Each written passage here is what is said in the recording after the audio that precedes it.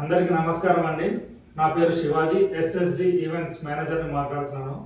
అయితే నేను ఈ వీడియో చేయడానికి గల కారణం ఏంటంటే, తేదీ 6/5/2025 మంగళవారం నాడు అల్లూరి సీతారామరాజు జిల్లా ఉక్కుంపేట మండలంలో శ్రీ శ్రీ మోదకండమ్మ వారి తీర్థ మహోత్సవాలకి నేను ప్రోగ్రాం చేయడం జరిగింది.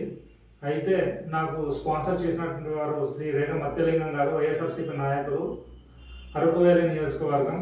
నాతో మాట్లాడిన కార్యకర్తలైనటువంటి వైఎస్ఆర్సీపీ నాయకులు రేగం శివ గారు, అలాగే మండల అధ్యక్షుడైనటువంటి అనిల్ గారు నాతో ప్రోగ్రాం మాట్లాడడం జరిగింది. అలాగే కమిటీ సభ్యులైనటువంటి అధ్యక్షుడైనటువంటి అనిల్ అన్య గారు, అలాగే కమిటీ సభ్యులందరి సమక్షంలోనే నా ప్రోగ్రాం అనేది ఒప్పందం జరిగింది. నాతో ప్రోగ్రాం మాట్లాడిన రేగం శివన్య గారు 2,50,000కి ప్రోగ్రాం ఒప్పందం అయితే నాకు 50,000 అడ్వాన్స్ ఇవ్వడం జరిగింది. అయితే జరిగిన మరుసటి రోజు నాకు డబ్బులు ఇస్తామని, ప్రోగ్రాం అవగానే అమౌంట్ ఇస్తామని చెప్పడం జరిగింది. గత ఏడాది కూడా నాకు ప్రోగ్రాం ఇచ్చి అలానే అమౌంట్ క్లియర్ చేశారు. కానీ ఈ ఏడాది నాకు అమౌంట్ అనేది ఇవ్వలేదు.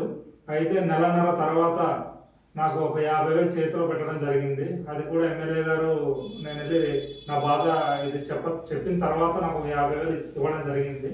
నాకు ఇంకా నా చేతికి రావాల్సిన 1,50,000 ఇప్పటికీ రాలేదు. ఈరోజు ఇస్తాం, రేపు ఇస్తామని ప్రతిరోజు చెప్పుకుంటూనే ఉన్నారు. నా దగ్గర కాల్ డేటా, వాయిస్ డేటా అన్నీ ఉన్నాయి.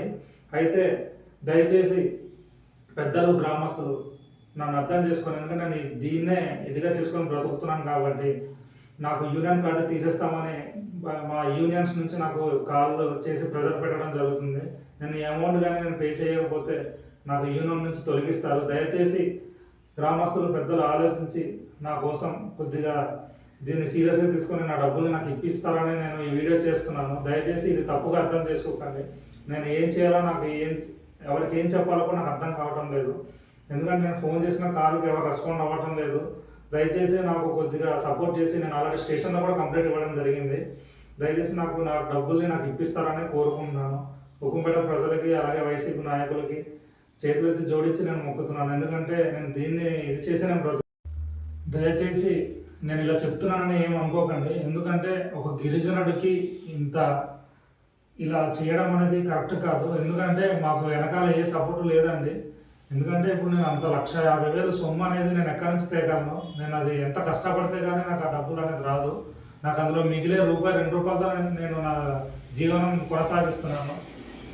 దయచేసి పండగ కమిటీ సభ్యులైనటువంటి అనిల్ అన్య గారు, అలాగే సర్పంచ్ అయినటువంటి పూర్ణిమ గారు, అలాగే వైస్ సర్పంచ్ అయినటువంటి గోవింద్ గారు, అలాగే కొర్ర కాసులమ్మ గారు, మీరందరూ కలిసి నాకు ఈ సమస్యని పరిష్కరించి నా డబ్బులు నాకు ఇప్పిస్తారని నేను కోరుకుంటున్నాను.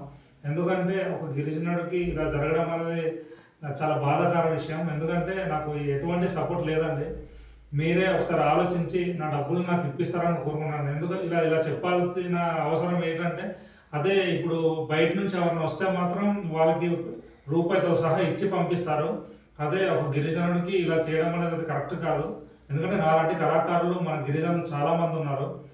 మీరు కూడా దయచేసి ఆలోచించి, నాకు ఒక్కడిగాని కాదు, ఇలా ఎవరికి జరగకూడదు అనేసి నేను ఈ వీడియో చేస్తున్నాను. దయచేసి నా డబ్బులు నాకు ఇప్పిస్తారని కోరుకుంటున్నాను.